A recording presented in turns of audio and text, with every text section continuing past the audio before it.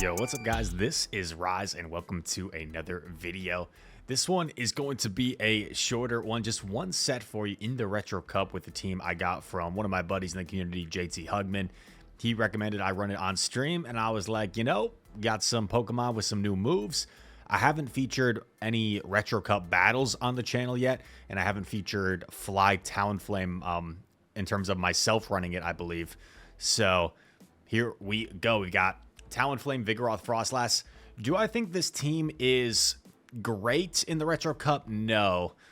Because the main reason is because Talon in a Dragon meta is probably not what you want to go with. But Talonflame, I think in general, is just such a strong Pokemon right now that it's fun to use. And if your opponent's not careful, it's just a really difficult Pokemon for people to deal with sometimes, because of its ability to really rack up that Incinerate damage, vamp up, and spam off Fly now as well. And we immediately swap our Frostlass into the Altaria, lure out the Cofagrigus, and Frostlass actually somehow wins the 1-2 scenario. I don't know how that happened. Opponent was just a little bit slow to swap, and then they didn't throw their energy. They thought they could farm down, so opponent misplayed a bit, but this allows us to take switch advantage. Our opponent eventually swaps in the Greedent, and I'm kind of thinking, how do I close this out? I think I'm just going to close with Talon, it looks like. I'm just going to close with Talon.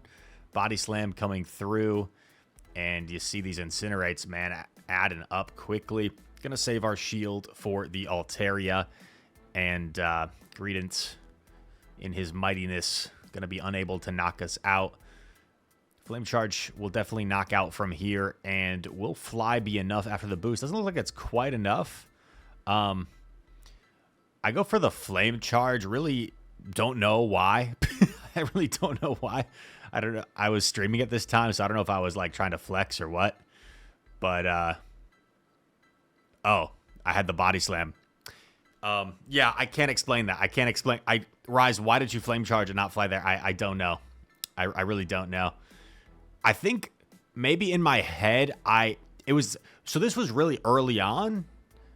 So maybe this was me not recognizing that Fly actually does more than Flame Charge, like even in a neutral situation. So maybe I was like wanting to ramp it up so then the Fly did more, but Fly already does more. Anyway. Yeah, no, there's no explanation to why I Flame Charge there, but luckily we had the Body Slam stored, so oh my gosh. I wonder if anyone watches my videos, like, if someone just, like, clicks on my video and, like, sees one battle and they haven't heard of me before within the PvP community, they're like, wow, this guy's pretty bad.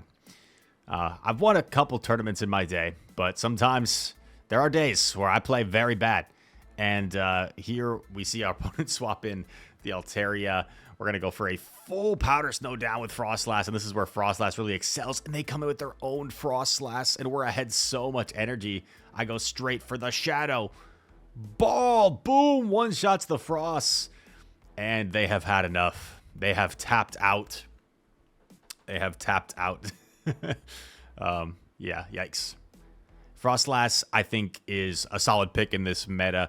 Now that Vigoroth is super common and has Rock Slide, which arguably, let me know what you guys think in the comments. Have the discussion. Is it a hot take to say Vigoroth is the best counter user in the game right now? I believe with the most recent update in the PvPoke rankings, it is number 8 overall, which is the highest ranked counter user.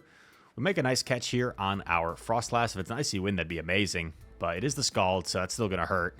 It's not the best catch in the world. Do we live the Incinerate? We do. I could have actually reached a Shadow Ball there, but I got kind of scared and settled for Avalanche. Shadow Ball would have done more, but it's all right. We'll come in with Talon here. In a perfect world, I could Incinerate all the way down before another Fly, but he's definitely going to get to another Fly here. He's already there.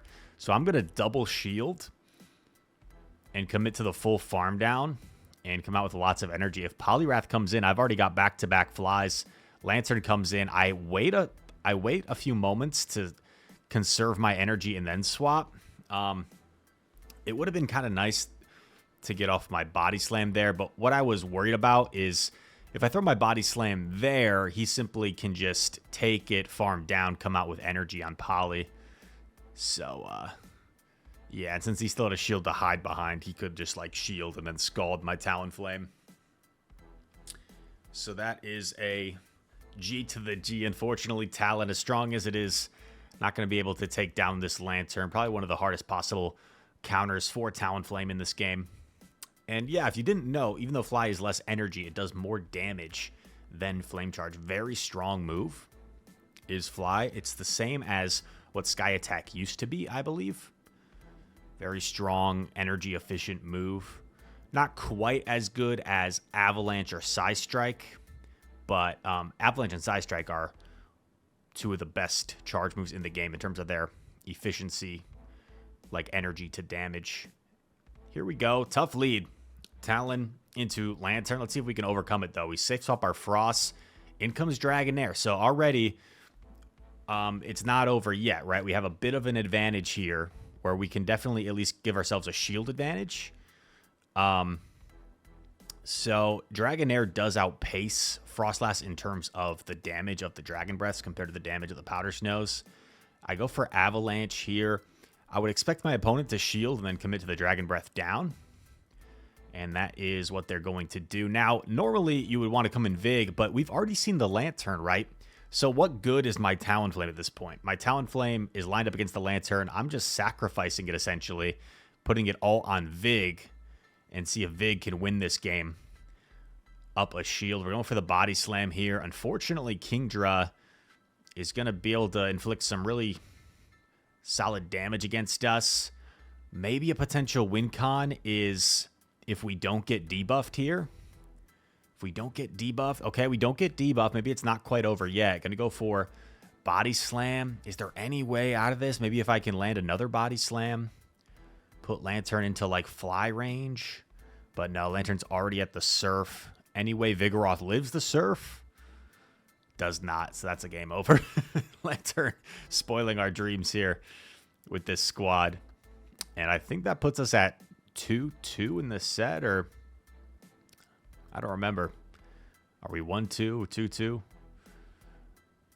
Uh-oh. Are we switching it up?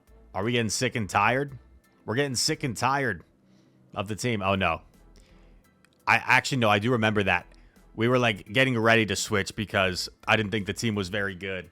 But I like to stick to a team for an entire set because I feel like if you get too much in the habit of just switching your team over and over, you're like, oh, this team doesn't have play. Sometimes that can be to your own detriment because you're not giving yourself any time to, like, adapt and learn how to properly function a team. So I like to try and give a team an entire set at least to give it a shot and not just swap immediately once you face some adversity. We get the nice Incinerate down here, come out with energy, and here we go. Now Talonflame is cooking. Figuratively and literally, it's a fire type. Fly gets a shield. I'm going to go for another Fly, I guess. Why not? Let it fly, Chris Move saying. And that's pretty funny. Why not let it fly? We swap into Frostlass. Unfortunately, it took one turn for me to swap there. Not sure if I clicked late or something. So we get denied. Going to get off this Avalanche on charge attack priority. That's really nice for us because now the opponent has to make a tough decision to shield or not to shield. They let it go.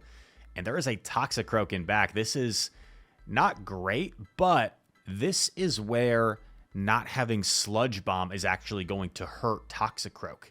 I mentioned it in it's a shiny Toxicroak. I posted a shiny Toxicroak video recently.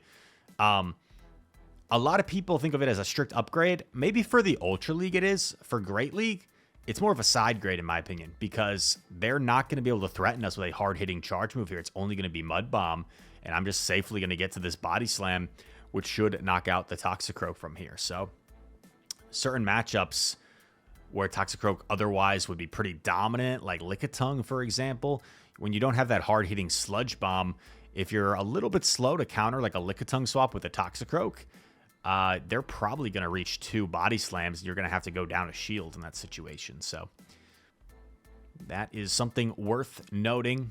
we get a little Carbink as a reward, and this has been a pretty chill little video.